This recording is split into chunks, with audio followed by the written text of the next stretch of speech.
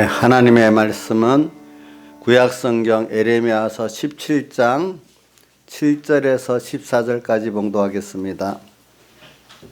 구약성경 1077쪽입니다.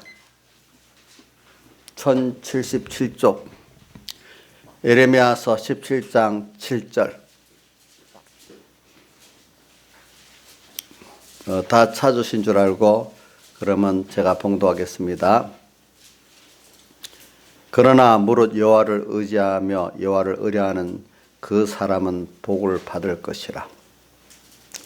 그는 물가에 심겨운 나무가 그 뿌리를 강변에 뻗치고 더위가 올지라도 두려워하지 아니하며 그 입이 청청하며 가무는 해에도 걱정이 없고 결실이 그치지 아니함 같으리라. 만물보다 거짓되고 심히 부패한 것은 마음이라 누가 능히 이를 알리오마는 나 여호와는 심장을 살피며 폐부를 시험하고 그 각각 그 행위와 행실대로 보응하나니 불의로 치부하는 자는 자고새가 낫지 아니하는 품은 같아서 그 중년에 그것이 떠나겠고 필경은 어리석은 자가 되리라. 영화로우신 보좌여 원시부터 높이 계시며 우리의 성소이시며 이스라엘의 소망이신 여호와여 무릇 주를 버리는 자는 다 수치를 당할 것이라. 무릇 여호와를 떠나는 자는 흙에 기록되오리니 이는 생수의 근원이신 여호와를 버림이니이다. 여호와여 주는 나의 찬송의 시온이 나를 고치소서. 그리하시면 내가 낫겠나이다. 나를 구원하소서. 그리하시면 내가 구원을 얻으리이다.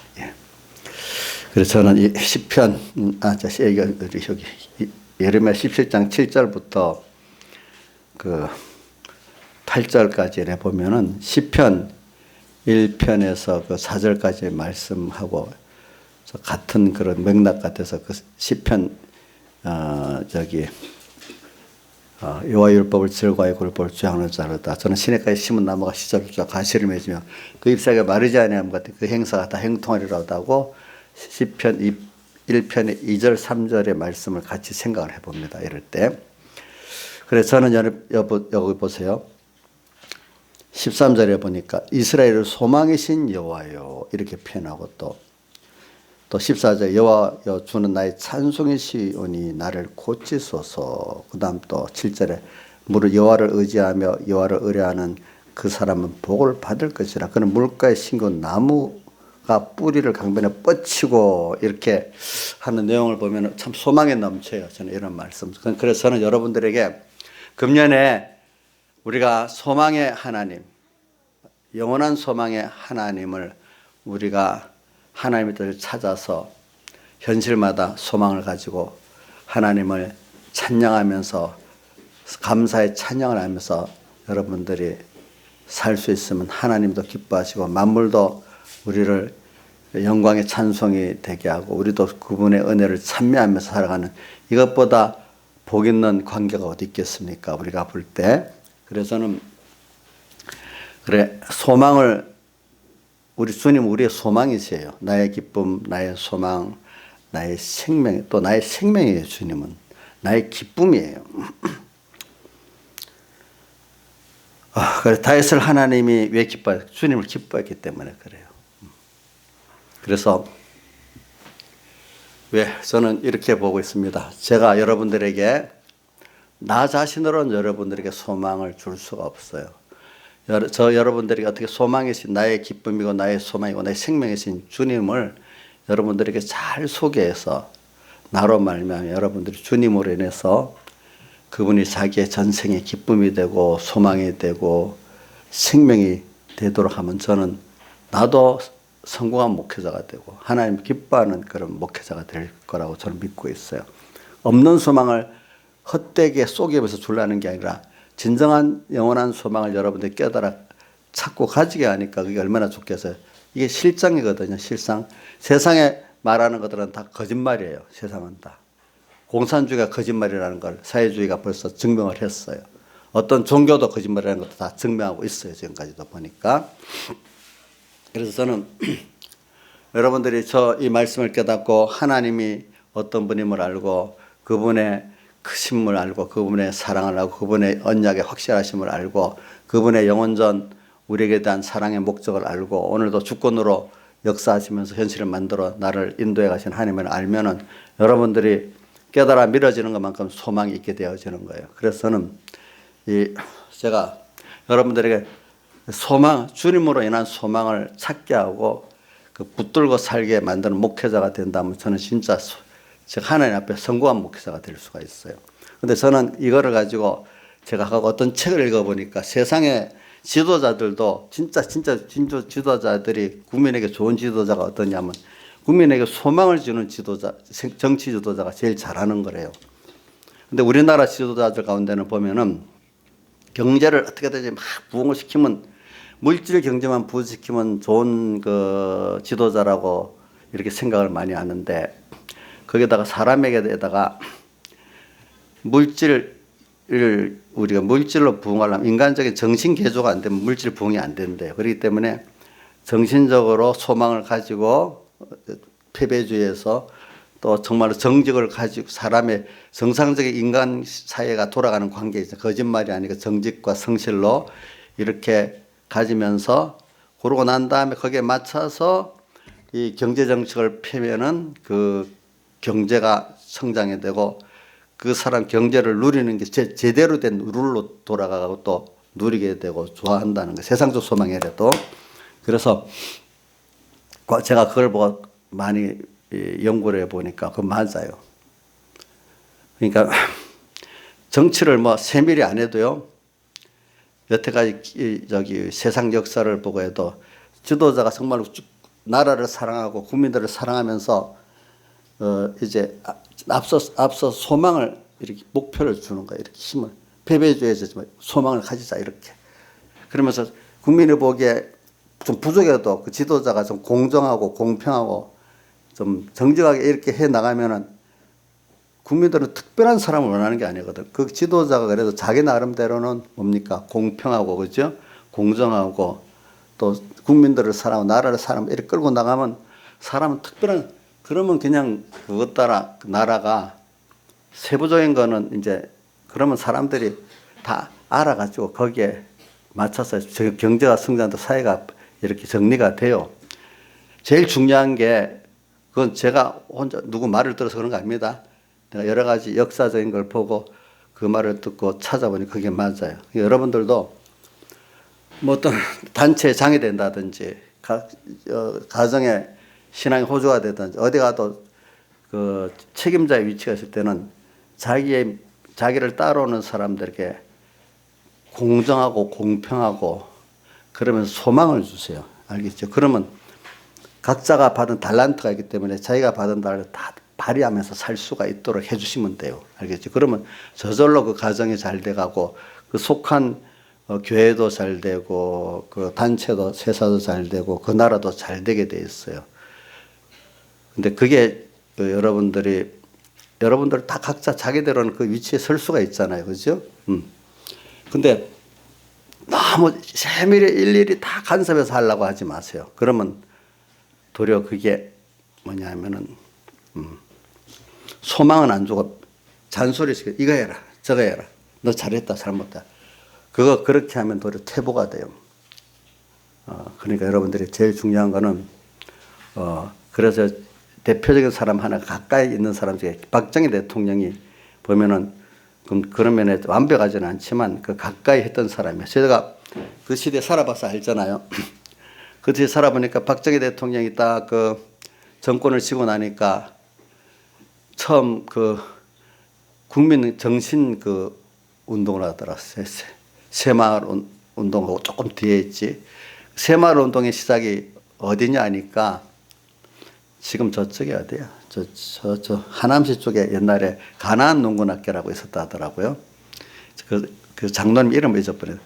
거기 가면은 하여튼 소망을 열심히 일하고 소망을 가지고 딱 그 하는 거예요. 그래서 박정희 대통령 때는 고위 공무원들은 판사든지 검사든지 하여튼 고급 고위 공무원들은 무조건 가나안 농군학교 가서 수료증을 받아와야 그 임용이 되는 거예요.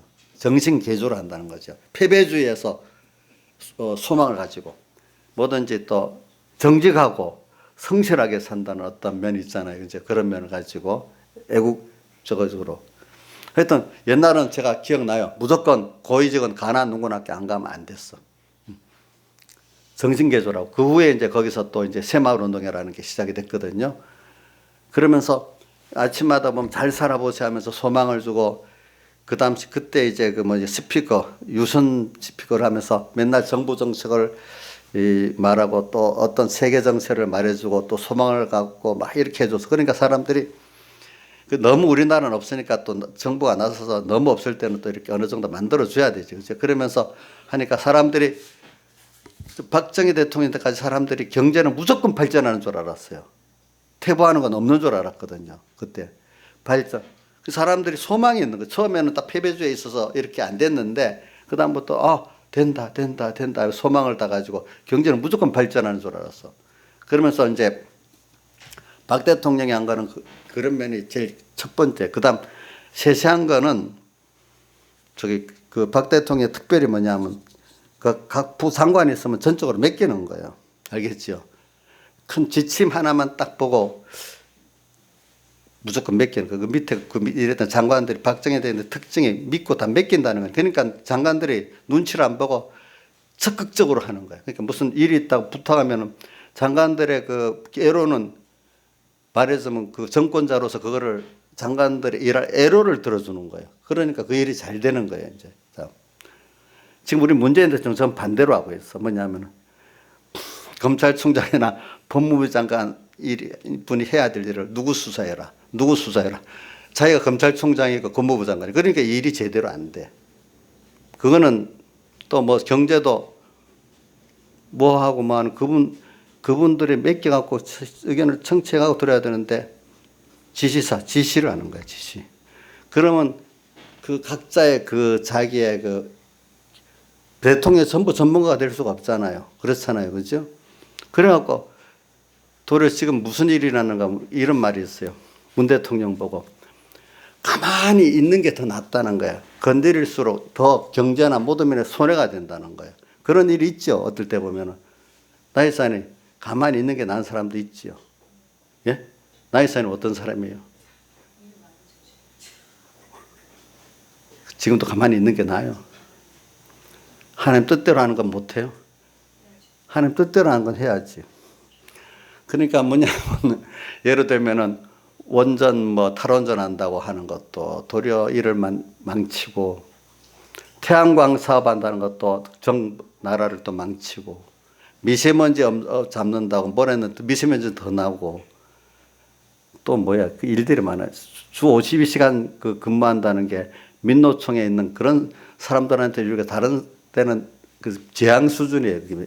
일본이 20년 잃어버린 시간이 된 거에 제대로 안 된 나라 52시간 근무 제도를 하다가 그게 영향이 절반이래요. 절반. 그 영향이.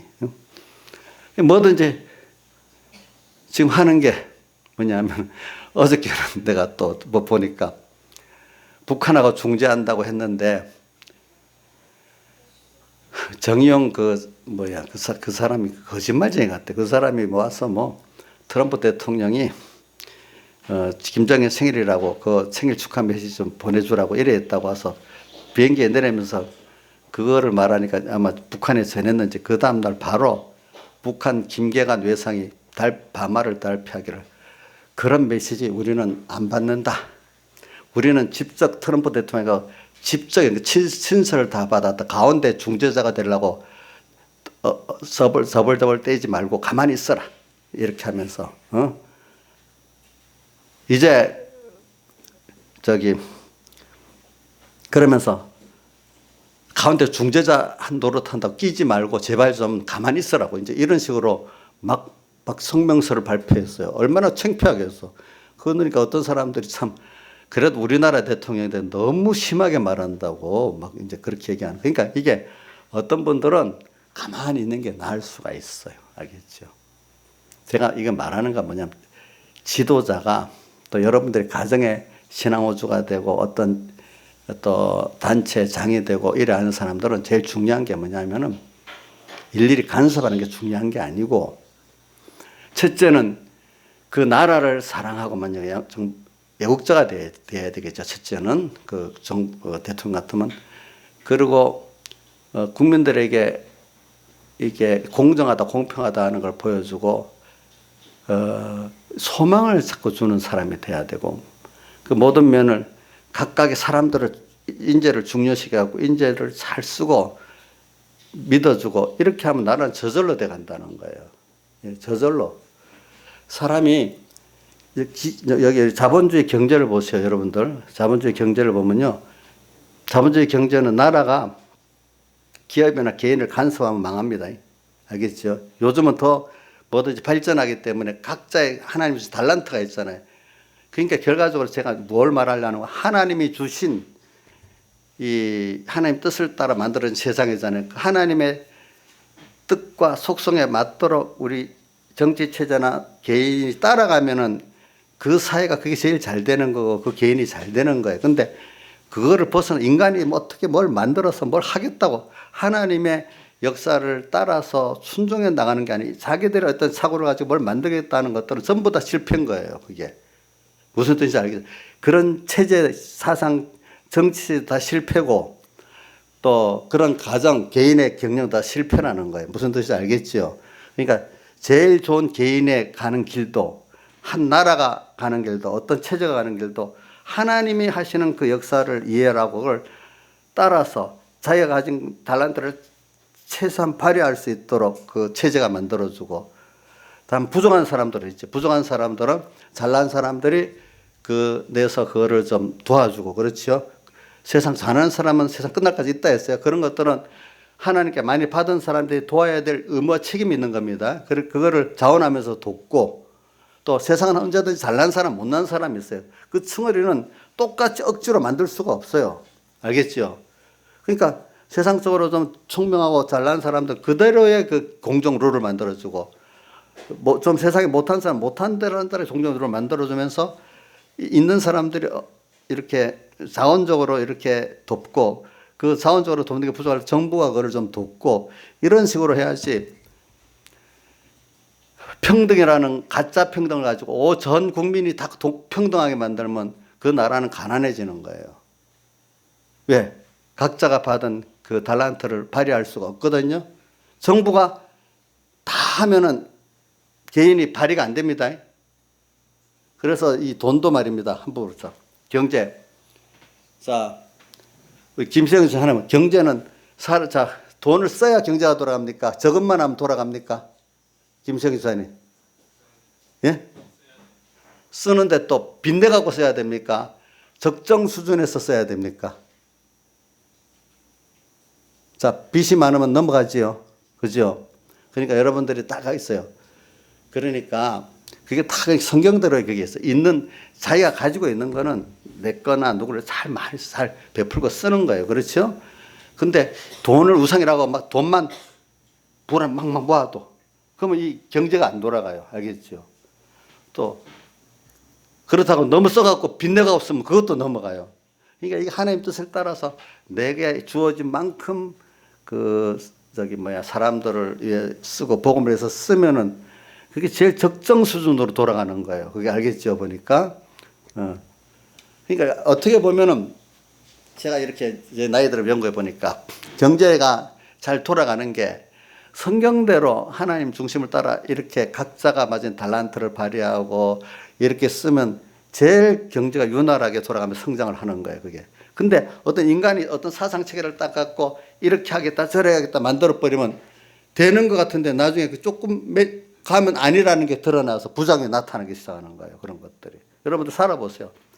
이게 굉장히 진리 말씀입니다. 이게 진짜 경제 원리의 제일 핵심적인 내용입니다. 아는 사람들. 근데 경제를 잘 모르기 때문에 인간공학적으로 생각해갖고 나중에 다 문제가 생기는 거예요. 이 전체 국가 경제를 운영해도 마찬가지고 어떤 기업을 하나 경영해도 마찬가지예요. 이런 것들이. 그러니까 여러분들이 제가 이렇게 말하는 거는 이게 그렇기 때문에 사회주의 체제가 다 망한 이유가 그래서 그런 거예요. 알겠죠? 예. 그게 왜냐하면 사람이 하려는 거니까. 사람이 하려는 거니까. 모든 걸 그 사회주의 공산주의가 말하는 평등은 가짜 평등이거든요. 근데 평등하면서 특권층이 생겨버리잖아요. 그렇죠? 가짜 평등입니다. 그런 것들은. 가짜 평등보다는 인간에게는요, 기본적인 자유가 주어지면 모든 것이 사람이 자유가 주어질 때 소망이 있는 거고 모든 세상 것들이 정상적으로 돌아가는 거예요. 사람은 하나님의 형상대로 있기 때문에 하나님이 주신 자유가 있어야 돼요. 자유. 자기 자유가 있으면 자기 것을 최대한 발휘하는 거예요. 또 자유를 가지고 남을 사랑하는 거예요. 거기에 의지를 가지는 거예요. 하나님은 오늘 우리 그렇게 지금 하게 하시는 거거든요. 뭐든지. 그러니까 제일 중요한 거는 여러분들이 한번 물어보겠어요. 개인의 자유가 중요하겠어요? 단체의 자유가 중요하겠어요? 여러분, 이것도 여러분들이 그러니까 여러분들이 이런데 무지하면 여러분들 다 뺏깁니다. 개인의 자유가 중요한 겁니다. 단체의 자유보다도. 그래서 이제 이런 말이 있잖아요. 전체주의라는 거는 전체주의라는 사상. 내가 이걸 여러분들 이게 정치를 말하는 게 아닙니다. 제가 말하는 건 인간의 구원 원리를 말하는 겁니다. 전체주의라는 거는 공산주의나 피아소 궁극주의 같이 개인보다도 전체를 위주로 하는 거예요. 근데 우리 성경적 민주주의는 개인을 위주로 하는 거예요. 개인의. 그래서 근데 이상하게 전체주의들은 전부 다 어느 전체도 이제 먼저 나오는 게 사람이 먼저란 말을 딱 나옵니다. 근데 그 사람이 먼저란 말이 개인이 먼저가 아니고 어떻게 단체적인 공산주의 체제 사회 인간이 먼저 그 단체를 말하는 거예요. 그 사람들이 사람이 먼저라는 거는. 그래서 결과적으로 보면은 전체를 위해서 개인을 희생시키는 거예요. 근데 우리 성경은 또 우리 일반적인 민주주의는 개인의 권리를 존중하면서 각 개인 전체가 이렇게 그런 거를 서로 타협해갖고 서로 이렇게 조화시켜 나가는 것이지 너는 누구를 위해서 다 희생하라 이렇게 강제하는 게 아니거든요. 그러니까 개인의 그렇기 때문에 저는 전체주의는 개인의 자유가 무시됩니다. 여러분 옛날에 군국주의 보세요. 그렇기 때문에 그 사람들은 종교도 하나의 필요한 조직이기 때문에 군국주의도 우리 신사참배를 강요하잖아요. 일본 정치인을 통일시킨다고. 공산주의도 통일시킨다고 종교는 앞에 내라고 레닌식 사회주의는 종교를 박멸하잖아요. 그렇죠? 유럽식 그 사회주의는 그런 이념적 사회주의가 아니니까 종교에 대해서 자유를 하고 또 상권 분립을 침해하지 않잖아요. 그죠? 근데 지금 우리나라 보세요. 이분들은 주사파적 어떤 레닌적 사회주의니까 상권을 잡으려고 공수처를 만들어서 또 사법부도 장악하고 지금 요번에 몇 개 나오잖아요. 의회도 장악하고 또 어디도 장악해요. 사법부도 장악해요. 상권을 쥐고 살아야 되겠다고 하는 게 벌써 그게 뭡니까? 그게 독재거든요. 상권을 지려는 게. 그러면 그래갖고 통제를 하겠다는 거예요. 통제. 그래서 내가 이제 유럽의 동구 사회주의 국가에 지금 자유화되죠. 그거 가보면 동독까지도 가보면 뭐가 느끼는가 하면 전부 다 그런 사회주의 체제는 레닌적 사회주의 체제는 전부 감시를 했기 때문에 사람들끼리 냉정하게 감시하고 믿지 못하는 냉정한 게 흐른데 아직도 그게 여운이 남아 있대요. 올해 몇십 년 살아놓으니까. 그러니까 사람들의 그렇게 경쟁이라는 게 별로 없고 수동적으로 의지해서 살라고 하고 그러니까 사람끼리도 이렇게 믿지를 못하고 서로 감시하고 살아놓으니까. 그러니까 어떻게 그 사람들은 사람이 하나하나 통제해서 뭘 만든다는 거예요. 그러니까 이 사람 안 되니까 통제해서 감시를 하는 거야. 개인의 어떤 그거를 발휘시키려는 게 아니고 감시를 해가 통제를 갖고 뭘 만들라는 거지. 여러분들 통제당하면 박성철 선생님 통제당하면 일이 잘할 수 있겠어? 근데 이제 앞으로는 우리나라 5G 시대가 되면 정보가 더 발전하잖아. 그럼 감시를 받으려면 진짜 잘 받을 수 있어. 과거는 사람들 몇 인조, 5인조 이래 조를 만들어서 감시했지만 지금은 이번에 정광훈 목사님이 종도경찰서에서 카메라 6대를 달아갖고 하니까 저번에 발견돼가지고 이번에 그분들이 종전경찰서 고발을 했더라고 보니까 개인 사찰하는 걸 그렇게 나쁘다고 하면서 정광훈 목사님은 지금 계속해서 감시 카메라를 교회 출입구에도 달고 어떻게 달았는지 난 모르겠어. 사택 출입에도 달고 6개를 달아갖고 한 사람이 계속 그걸 조정하고 있었다 하더라고 보니까 그게 어떻게 발각이 돼버렸어. 여러분들이 그런 사회주의 체제는요 뭐냐 하면 큰 정부를 만들어서 모든 것을 통제하겠다는 거예요. 그럼 나중에 5G 시대가 되면 휴대폰 내역도 다 나중에 통제당하고 또 출입도 다 통제당하는 사회가 되는 거예요. 지금 중국이 왜 5G에 애를 썼는 줄 압니까? 국민들을 모든 면에 완전히 통제하겠다고 거기에 5G에 애를 많이 쓴 거예요. 근데 그래갖고 그게 저런 외국에 나가는데도 써지니까 미국에서 저 정보 5G 갖고 모든 기술들 그걸 다 이렇게 도둑질해 간다고 하는데 처음에 거짓말인 줄 알았는데 실제로 하나하나 드러나는 거예요. 그게 보니까. 여러분들이 이 체제가 사회주의 이런 통제 사회에 들어가면 여러분들 지금은 모든 게 다 지금 뭡니까? 당합니다. 감시당합니다. 자, 그래도 저는 이렇게 말하는 거예요. 그래도 좋으면 여러분들이 알아서 투표를 하세요. 그러니까. 그래도 좋으면 투표를 하시라고. 자기 좋은 대로. 근데 저는 그런 말 하는 거예요. 왜냐하면 저는 하나님을 따라 사는 게 우리 사람이지 왜 정부를 의지하고 살겠어? 정부는 정부는 우리를 위해서 있는 하나의 공복이지. 우리를 위해서 수정되는 정부지. 내가 정부에 굴복하는 게 아니란 말이에요, 여러분들이. 맞나요? 윤정아, 대통령은 높은 사람이니까 무조건 얘하고 복종해야 되냐? 틀려도 왕이니까 복종해야 충성된 신하 안 하겠냐? 그러면 그런 개념 아니라고? 왕하고 백성 개념이 아니라고요? 저는 좀 괜찮은가 보네, 생각이. 자, 민영아, 너 대통령한테는 왕하고 신하같이 얘하고 복종해야 안 되겠냐? 그거 아니야? 우리 민주주의 개념에서는 선거에서 뽑힌 사람들은 국민들을 위한 공복이잖아요. 공복이라는 건 노예라는 뜻이에요. 종. 우리를 위한 수정도는 종이라는 뜻이에요. 그러니까 우리 안 맞으면 잘라버릴 수도 있는 거잖아요. 원래 그 민주주의 개념이 그거니까. 그렇지?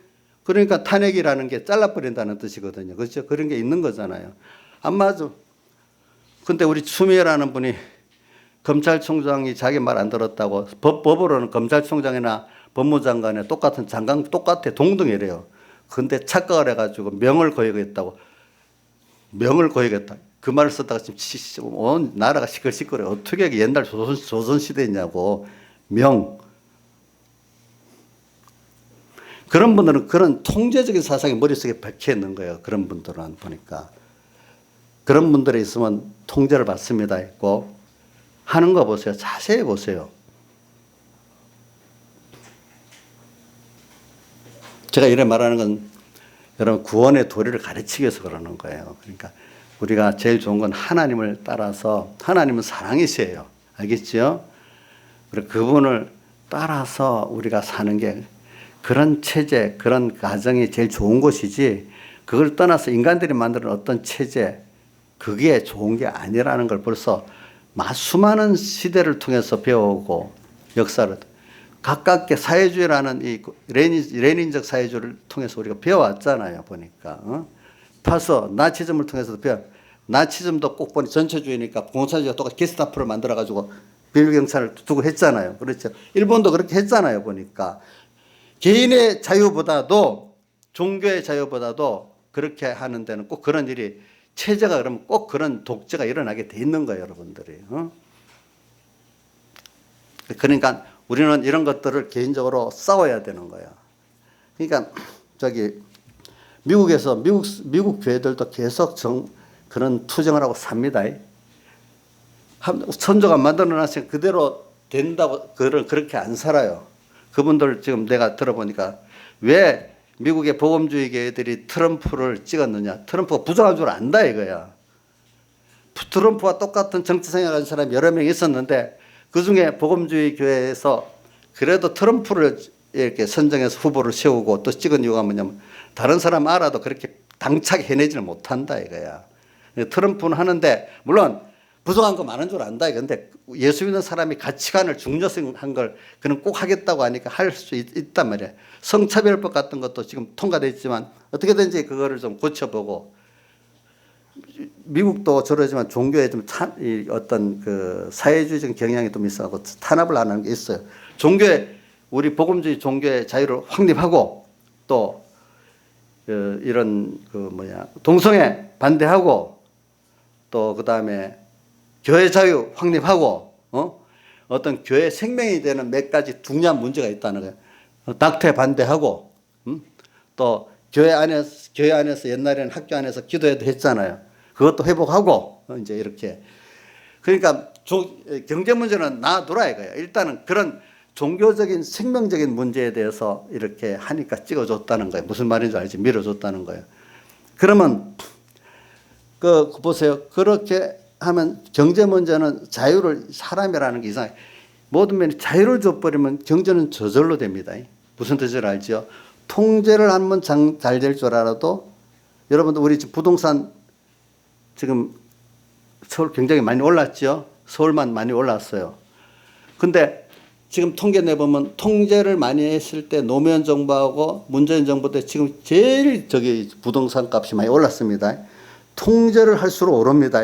그거 보면은 이상하지요, 그게. 그러니까 사람이 통제를 맞는 걸 하면 안 돼요, 여러분들이.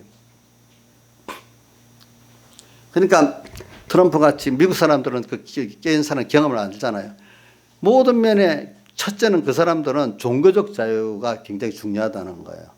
그래 성차별법이라는 거 여러분들 우리나라 사람들은 뭐 어찌 그럴 수 있겠냐 하지만은 벌써 미국이나 호주 같은 데는 성차별법을 통과시켜 놓으니까 목사님들이 동성애 잘못됐다 이래 말하면 누가 어떤 사람이 와서 녹음했으면 벌써 형사처벌을 받는 거잖아. 그렇지?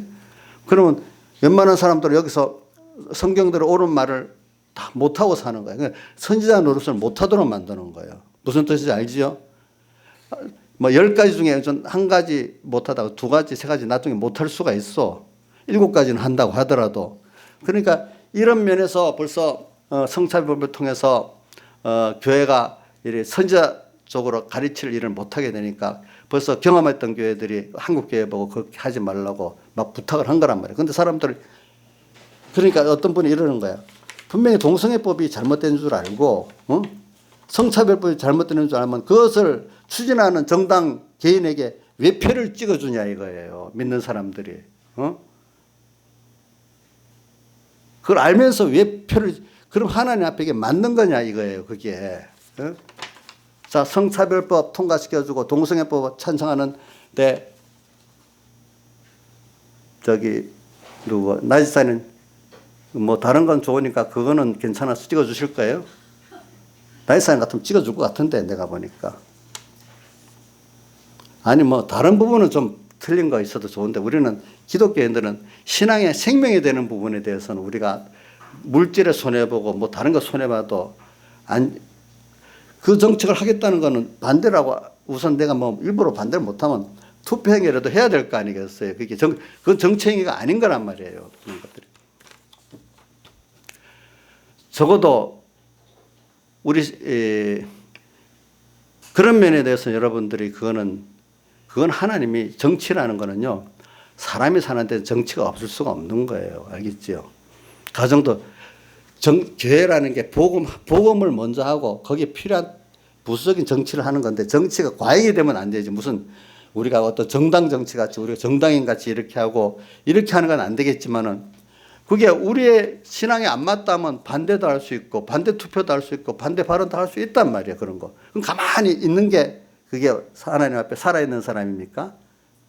이정수 씨, 교회 안에서만 다 말하고 밖에 나가서는 아무 말도 안 하고 가만히 있어야 되겠어? 예수 믿는 사람, 기도만 하고 또 교회 안에서도 싫어하는 사람이 있으니까 그냥 가만히 걸거치지 않은 설교만 하고 있으면 되겠어? 동성애 반대 그 차별법은 아니다. 낙태도 아니다. 이런 말 하지 않고 그거는 싹 빼고 설교만 하면 되겠냐고. 그렇게 한 설교하는 것도 정책이라고 막 하거든. 성경에는 정치를 하지 말라는 건 없어. 근데 그게 위주가 돼갖고 정치가 위주가 되고 과잉에 대해서 하지 말라는 거지. 복음을 위해서는 필요한 정치가 있어야 된단 말이야. 가르쳐 놓고 적용할 때 그러면 요렇게 어떻게 실제로 어떻게 해야 한다까지 가르쳐야지. 애들 보고 야 이렇게 사는 게 선한 거다. 나 또 알아서 적용해라 하면 하겠어요? 못 하겠어요? 나 있잖아 다 하겠어? 못 하잖아. 그런 걸 잘 아셔야 된단 말이에요. 그래 거짓말이라는 것도 내가 말하는 거 하면은 지금 뭘 하다 그랬지? 하나님을 따라가는 거. 그래서 저는 이게 하나님을 따라가는 거 이게 굉장히 중요한 거예요, 여러분들. 그러니까 저는 여기 이걸 보면은 여호와를 따라가는 거 이게 우리 예수 믿는 사람 이게 굉장히 중요한 생명에 속한 거. 그렇기 때문에 여러분들이 개인적으로 종교 자유를 뺏기지 말고 또 개인적인 인권 자유도 뺏기지 마세요. 그러면 사람이라는 거는요 벌써 그런 면이 뺏기면 살 맛이 없어지는 거예요. 배불러도 내가 억압돼서 살면은 그게 이제 북한 사람들은 원래 그래 살기 때문에 잘 모르는데 우리나라 사람들은 자유롭게 살다가 자유를 뺏기고 살면서 이정수 씨 밥 3끼는 다 맛있는 거 먹여주고 자유를 다 뺏어버리고 종교 자유도 없고 인권 자유도 없고 여행 자유도 없고 언론 자유도 없음. 그러면 그래도 밥만 먹여주니까 살만해요? 좀 굶어도 그런 언론 자유, 종교 자유, 여행 자유는 있어야 안 되겠어. 그렇지 않아? 지금 북한만 해도 여행 자유가 없잖아요. 그렇죠? 이거 자유도 없잖아요. 보니까.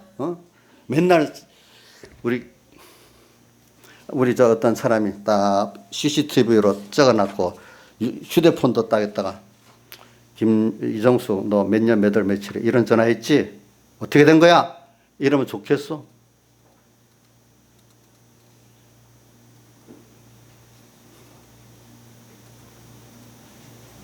지금 우리나라에 그렇게 말한 게 휴대전화에 있는 게 그만 다 드러나가지고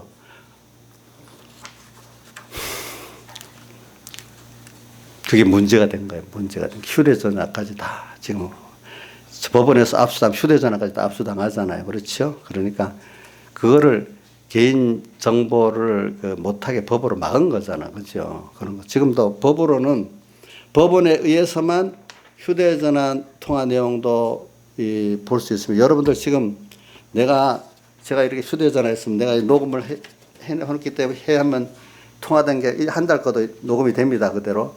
근데 내가 안 해도 어디고 그 전화국에는 다 녹음이 몇 년치께 녹음이 된다 하더라고. 보니까 녹음이 돼 있습니다. 녹음이 돼 있어요. 그거. 그러니까 저번에 조국이 클라우드라는 걸 잘 몰라가지고 자기가 했던 게 정보를 클라우드에서 다 어떤 서버에 저장됐는데 자기는 지워버리면 다 된 줄 알았는데 클라우드에 다 남아 있어가지고 그게 지금 증거가 되고 있는 거예요. 알겠죠? 무슨 말인지 알지? 그런 식으로 무서운 세상이에요, 여러분들.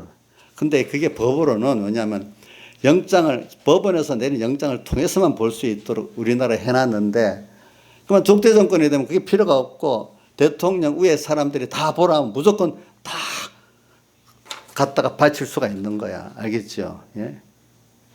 옛날에 과거 독재 정권 때만 해도 어떤 지금은 전화로나 이렇게 사찰이 안 되니까 사람을 따라가게 해가지고 다 해가지고 만약 박 대통령 같으면 누구 아이고 매일 올라간대. 그러면 어느 놈이 누구하고 뭐 작당을 했구나 딱 알고 그러면 그놈 죽여? 이래야 죽이고 이렇게 될 수 있었단 말이에요. 과거는. 지금은 그것보다 더 자세히 될 수 있단 말이에요. 보니까 여러분들이 마음만 먹으면은. 근데 법원에서 영장을 내줘야만 되는데 그것까지는 좀 그래도 어느 정도 지켜지는가 봐. 우리나라 현재는 말을 만들어 놓으니까.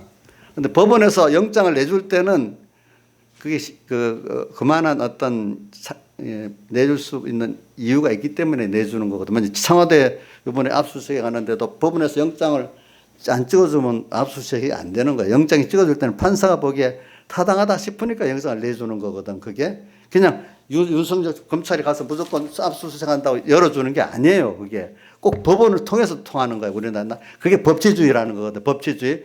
근데 독재가 되면 법치주의가 필요가 없는 거예요. 알겠죠? 기분대로 하는 거예요. 기분대로. 그런 사회가 되면 좋겠냐 이거.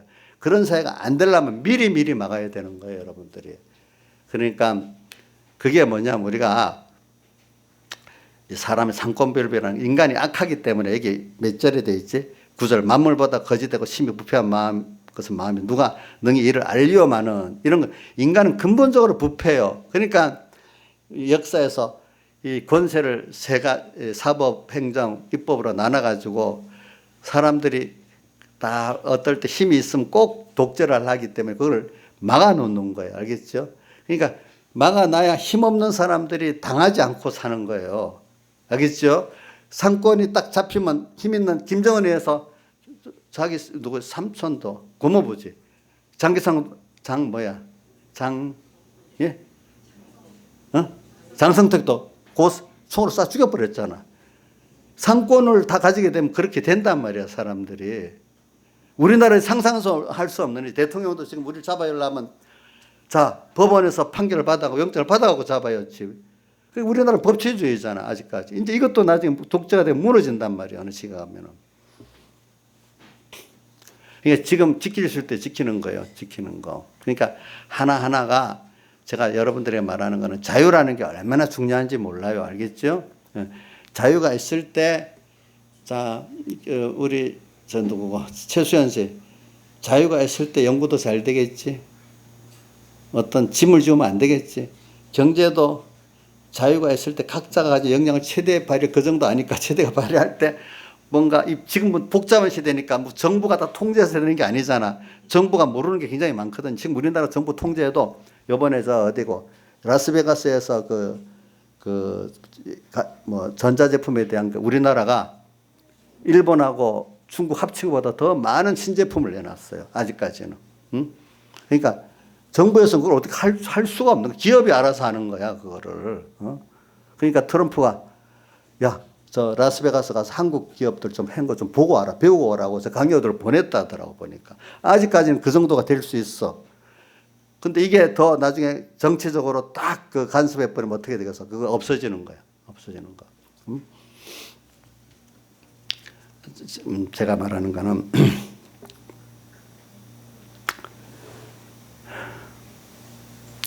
그래서 저는 왜 이런 말을 하는가 하면 여러분들이 이런 걸 잘 알고 좀 적용을 하라는 거예요. 신앙적 자유가 얼마나 중요하고 개인적 인권 자유가 얼마나 중요하다는 걸 알고 나는 다른 거 없어요. 그래서 여러분들이 신앙적 자유를 원해서 일본어를 하는 거예요. 왜냐하면 여러분들하고 여러분들 후손 세대가 자유롭게 하나님 앞에 예배드릴 수 있고 자유롭게 이렇게 하나님을 섬길 수 있는 세대가 계속되기를 바라서 이러는 거예요. 그런데 목사님 미리 저런 지금부터 안 하면 안 되는 거예요. 벌써 상권 자체를 저기서 이 개인 대통령권을 집중시키려니까 이것부터 벌써 이 시각적이기 때문에 이건 막아야 되는 거예요. 어떻게든지. 안 그러면 여러분들 저분들은 자 조국도 봐요. 뭐라고 했어요? 김영옥도 뭐라고? 한국 교회가 제일 문제라고 교회를 깨트려야 된다는 그런 사람들이니까 그런 사람들에게 맡기면 되겠냐고 생각해 보라고. 제가 없는 말 한 거 아니고 실제로 논문이 나오는 거잖아요. 그런 말들이. 김영옥도 나오고 있잖아요. KBS, EBS에 교회가 문제야. 한국교회. 이래 가면서 나오잖아요. 그 방송에 딱 나온 거 틀어줬잖아요. 그때 보니까. 자, 그런 사람들이 있는데 그걸 우리가 막아야 안 되겠어요, 여러분들? 나이산에 놔두면 되겠어요? 우리는 원래 순교자가 나오니까 우리는 뭐 가만히 있고 나중에 다 옥죄 갖고 설교하지 말라고 예배도 드리지 말았는데 예배를 우리는 그때 가서 아무것도 안 하고 예배 드리겠습니다. 가서 순교당하고 수동적으로만 하는 게 의인이지. 그렇게 안 되도록 막는 거는 정치적이니까 죄인이 아니에요? 수동적으로 다 당해놓고 나는 죽겠습니다. 순교하겠습니다. 가는 게 의인 아니겠어요? 어떻게 돼요? 나이사님? 왜 대답을 못해? 그런 사람이 의인 아닐까? 나는 그렇게 생각 안 해요. 예? 그럼 엘리야 같은 사람들이 바알 선지에 있는 대로 그 순종하고 살아야 되잖아. 그럼 자기만 순교해 죽으면 되는 건데 왜 그렇게 했겠어? 우리가 내 말은 정치적 과잉을 대면 안 되고 정치를 위해서 정치를 하는 건 안 되지만 우리 신앙의 자유를 지키기 위해서 하는 정도는 해야 된다는 거지. 그게 옳다 그러다 정권자에게도 할 수 있어야 된다는 걸 마태복음 24장에도 예수님 10장인가 나오지. 내가 임금들 앞에 서리니 내가 할 말을 줄이라 이랬잖아. 그죠? 예. 그 정도는 해야지. 저는 저는 그걸 위해서 하는 거예요. 근데 그걸 그렇게 개인의 인권이나 종교의 자유가 허락이 되면 그 사회가 사실은 모든 문화적으로나 경제적으로 발전이 된다는 거예요. 왜? 그런 체제 하에서 모든 사람들의 그 달란트가 최대한 발휘되고 그 소망을 갖고 움직이게 되고 만들고 그 안에 적당한 경쟁이 있기 때문에 경쟁을 통해서 사람들이 새로워지고 또 그걸 갖고 사람들이 사랑을 하게 되고 자율적으로 이렇게 사는 사람이 되는 거지. 항상 수동적으로. 나중에 좌파 정권의 한 그 전략 중에 하나가 뭐냐 하니까 어렵게 만들어서 모든 걸 포기하게 만든대. 포기하게 만들고 정부가 주는 돈, 수급비 같은 걸 받아서 그냥 수동적으로 살도록 만들어서 독재 정권을 진다는 전략도 있어요. 알겠죠? 모든 게 힘드니까 포기하게 만든다는 거예요. 포기하고 나라에서 주는 돈 겨우겨우 살도록 이렇게 하면 통제하기 쉽잖아요. 자기 정권 유지되잖아요. 어느 나라 쿠바 같이. 쿠바가 못 살거든 굉장히. 그렇게 어떤 나라를 위하고 개인을 위한 것보다 자기 정권을 위해서 하면 그렇게 하는 정권들이 많이 있는 거예요. 여러분들 보면은. 그러니까 여러분들이 신앙의 자유를 지켜내고 개인의 자유를 지켜낸다는 게 얼마나 중요한지 몰라요. 그걸 값을 치러야 돼. 미국에서는 교회들이 그걸 알기 때문에 그 값을 치르고 계속해서 신앙의 자유를 위해서 투쟁을 하는 거예요. 미리부터. 그러기 때문에 그 유지되지. 투쟁 안 하고 가만히 있으면 유지되는 게 아니에요. 아직 신앙도 뭐하고 싸우는 거죠? 마귀하고 싸우는 거죠. 마귀의 거짓말하고 싸우는 거예요. 알겠죠? 마귀의 거짓말. 그리고 우리는 내부적으로 마귀의 거짓말 이겨야 돼. 그런데 하나 물어보겠어. 자, 한번 물어보자. 최낙선 씨, 옛날부터 전쟁에는 무력만 갖고 싸웁니까? 첩보전이 꼭 있습니까? 첩보전이 먼저지요.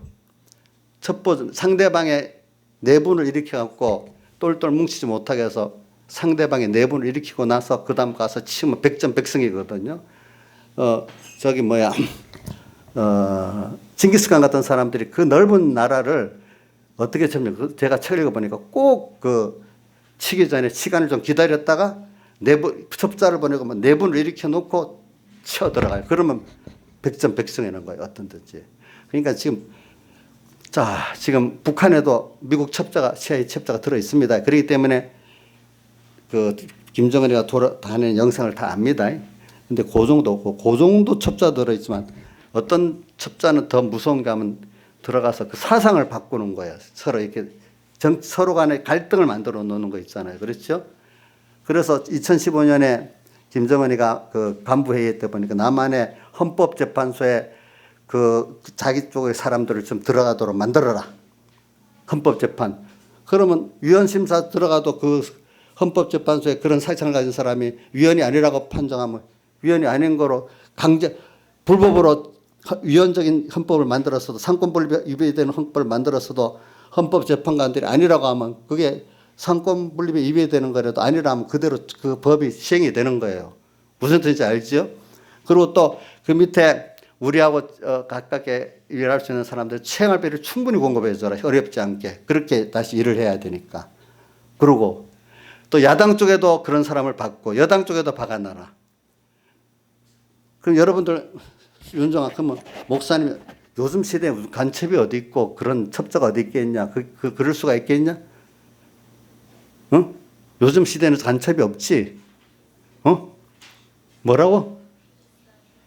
있다고? 요즘 시대도 다 있는 거예요. 근데 저번에 사람들이 프레임에 걸려갖고 요즘 시대 간첩이 어디 있고 북한이 뭐 그래. 이런 젊은 사람들이 이게 머리 꽉 박혀가지고 간첩이란 말하면 거짓말인 줄 알고 다 그러는 거야. 다 그런 거거든요. 지금 더 맹렬히 일하고 있는 거예요. 그분들이. 알겠죠? 내부 갈등을 일으키고 그런 일을 다 하고 있는, 군에도 들어있는 거예요. 군에도. 알겠죠? 예? 자, 신영복이 군에 들어있었던 간첩이잖아요. 보니까 신영복 같은 사람들은.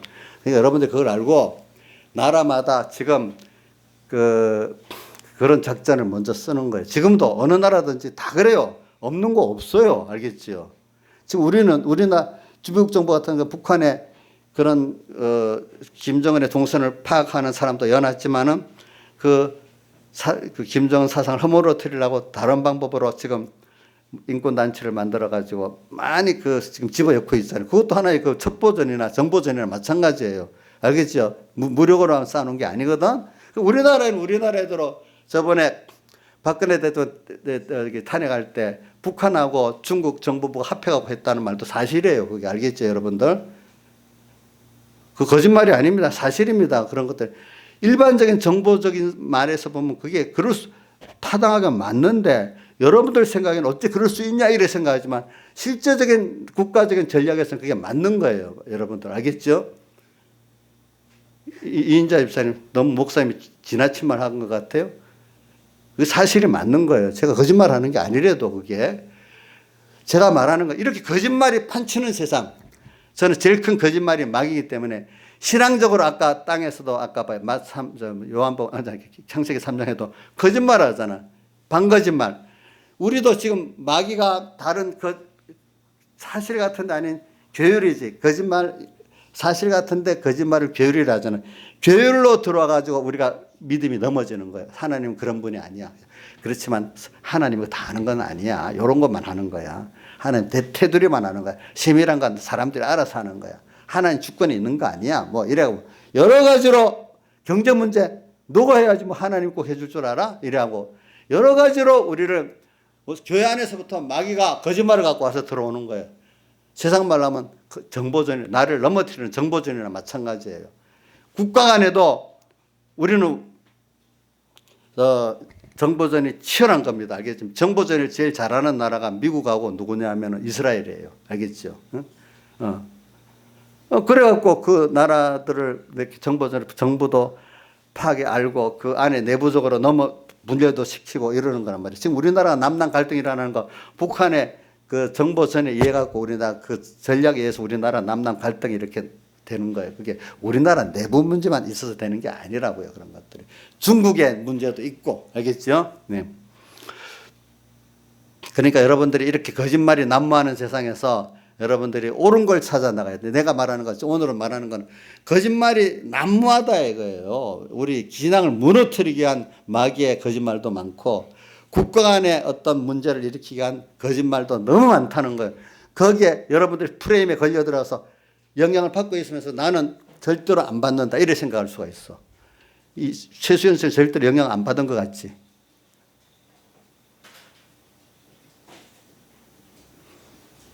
나도 어떤 면에 영향을 받았을지도 몰라요. 난 100% 영향 안 받는다는 걸 할 수가 없는 거예요. 알겠죠? 나도 하나님의 말씀 갖고 있지만 어떤 면에는 또 미혹받는 게 있을 수 있어요. 저도요. 그러니까 여러분들 자신이 나는 다 완벽하다고 생각하지 말라고요. 그래도 잘못된 어떤 프레임에 의해서 영향을 받고 있을 수 있다고 생각을 하면서 하나님 말씀 안에 자꾸 찾아봐야지. 그걸 알겠죠? 여러분들이. 나이사님 완벽하지요? 나는 저 사람 완벽한 줄 아는데 하는 거 보니까 전혀 난 하나님 말씀에 딱 붙여서 갖고 전혀 영향을 안 받는다. 조양자 집사님 그렇게 생각하세요? 세상 사람은 다 영향을 받고 살아요. 어디든지. 그런데 우리가 하나님 말씀을 가지고 오늘 여기 이 말씀이 다 그게 그거예요. 여기 보세요.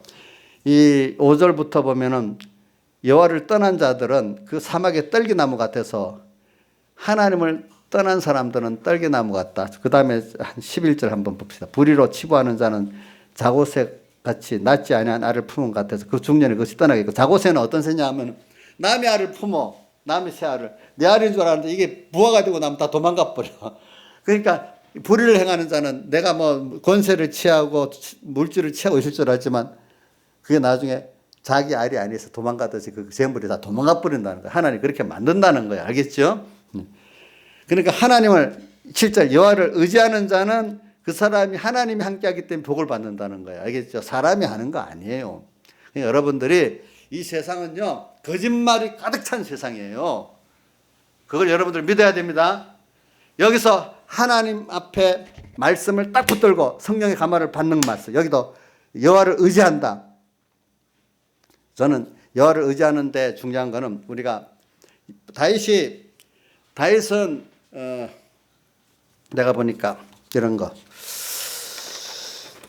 다윗이 보면 이렇습니다. 다윗은 외적인 부분은 사울이 뛰어났지만 하나님을 주목한 사람은 다윗이었습니다. 근데 다윗의 마음은 하나님께 집중되어 있었기 때문에 그래요. 근데 다윗 자신이 여호와께 바라는 한 가지는 오늘 이 시편 23편 6절에 보면 나의 평생의 선하심과 인자하심이 정녕 나를 따르 내가 여호와의 집에 영원히 거한다. 또 시편 27편 4절에도 보면은 시편 27편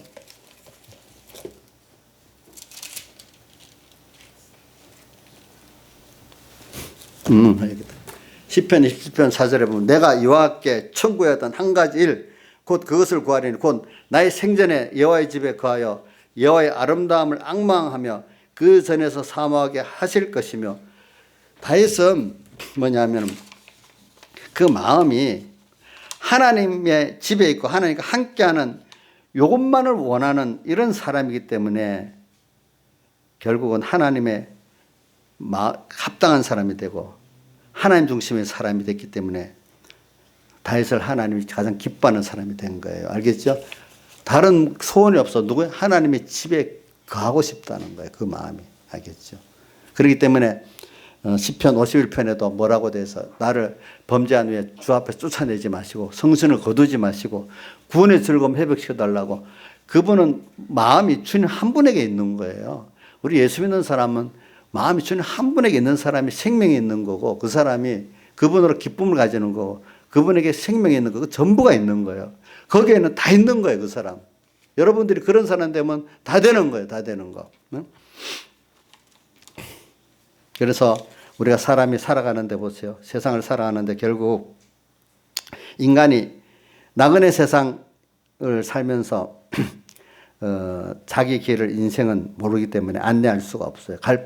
자, 인생의 길 가는 길을 모른다고 두 군데가 말하고 있어요. 특히 욥기 23장 10절 나의 가는 길을 오직 그가 아신다니까 사람이 모른다는 거죠. 또 히브리서 11장 8절에 아브라함이 뭐라고 했죠? 아브라함이 부르심을 받아서 갈 바를 알지 못하고 순종해서 나갔다 했죠. 인생의 길은 아무도 알지를 못해. 근데 어떻게 자기가 알고 걸어가겠어? 인생의 길은 뭐냐면 하나님 자신만이 자기를 인도하시는 길을 알고 도울 수 있고 함께 할 수 있지. 인간 자신은 인간의 길을 모르고 거기에 자기가 어떻게 할 수도 없는 게 하나님이 그렇게 만들어놔서 하나님만 바라보고 의지하고 따라가야 되도록 돼 있고 그때 하나님이 돕고 같이 하는 거지. 사람은 가는 길도 모르고 함께 할 수도 없는 거예요. 맞아요? 조양재 선생님 맞아요? 조양재 선생님이 똑똑하게 자기 길을 가면 되잖아.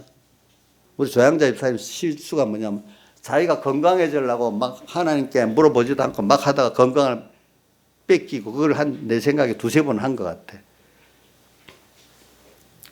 자기가 잘 되려고 내 길을 내가 알아요? 이정수 알아? 아는 것 같은데. 저도 내 길을 몰라요. 근데 교만한가? 얼마나 교만해. 교만하죠, 사람들이. 그렇죠? 하나님은 어떤 자를 미워하시는가? 잠언서 6장에 안다고 하고 뭐 할 수 있다는 교만한 자를 미워하신다 그랬어. 신앙생활이라는 게 뭐냐니까 하나님을 앞서가고 뒤따라가는 게 신앙생활이에요. 예? 신앙생활. 그렇기 때문에 주님은 말씀은 내 발의 등이요 내 길의 빛이라고 시편 119편 105절 말씀을 잘 생각하고 너희 또 이사야서 55장 8절 9절에 여호와의 말씀은 내 생각과 여호와의 말씀에 내 생각은 너의 생각과 다르고 너의 길은 너의 길과 달라서 내 생각이 너의 생각보다 높고 높다 이렇게 표현했어요. 그래서 저는 그분이 앞서 가서 싸울 때도 우리를 위해서 대신 싸운다고 했지 우리가 싸우는 게 아니에요. 신앙생활의 앞에 모든 길, 우리 찬송가 내주는 강한 성에도 우리 대장 예수가 앞서 나가 싸운다 했지. 내가 싸우는 거 아니잖아. 출애굽 14장에도 보니까 주님이 대신 싸워줬지 이스라엘 백성이 싸운 게 아니잖아요. 그러니까 우리는 주님을 따라 주님이 싸워서 우리가 마귀한테 이기는 건 내가 마귀하고 싸워 이길 수 없고 세상에 싸워도 이길 수가 없어요. 여러분들 이러니까 이걸 믿으니까 믿는 사람은 두려움이 없고 낙심이 없는데 내가 싸우려니까 어떻게 돼? 낙심이 되고 그죠? 두렵고 조금 될 만해서 되는 것 같아도 나중에 보니까 아닌 거야. 그러니까 우리가 이거 오늘 여기 예레미야서 17장의 말씀을 좀 깊이 생각하시라고 내가 다 못해도. 그러니까 이 원리대로 세상을 보면은 알 수가 있잖아요. 이 원리가 아닌 인간의 어떤 큰 정부, 큰 어떤 사상, 인간들이 내 정부가 들어서 이 인간을 행복하게 하겠다. 아니에요, 여러분들. 하나님을 따라서 내 개인도 하고, 가정도 하고, 나라도 하고, 정치체도 그런 체제를 되는 것이지, 그렇지 않는 것은 다 하나님을 대적하는 거예요. 다 같이 주님께 기도드리겠습니다.